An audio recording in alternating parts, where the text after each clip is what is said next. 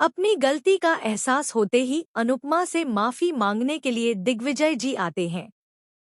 Superhit serial Anupama का आने वाला एपिसोड काफी इंटरेस्टिंग होगा, जब अनुपमा के सामने दिग्विजय के इस तरह के व्यवहार का राज खुलेगा।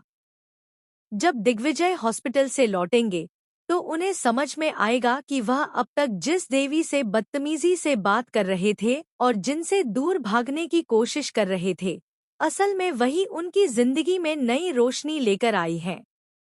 इसके बाद दिग्विजय जी हाथ जोड़कर अनुपमा के सामने खड़े हो जाते हैं और यह बात देखकर अनुपमा की छोटी बेटी काफी ज्यादा शॉक में आ जाती है।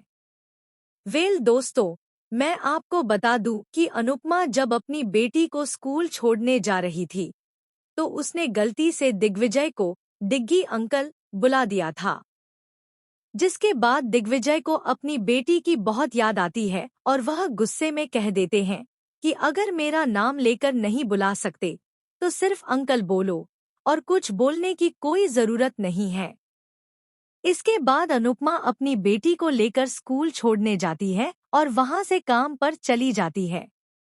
वहां से लौटते समय उसे फिर वही गुंडा परेशान करता है और कहता है कि तुम जिस विला में जाकर रह रही हो उस सावी विला के आदमी को यहाँ का बच्चा बच्चा जानता है।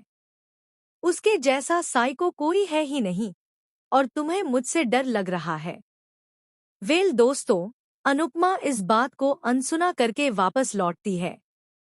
वहां उसे दिग्विजय का नौकर मिलता है और वह बातचीत के दौरान बताता है कि सर बहुत अच्छे हैं, लेकिन उन्हें अपने घर की बहुत याद आती है।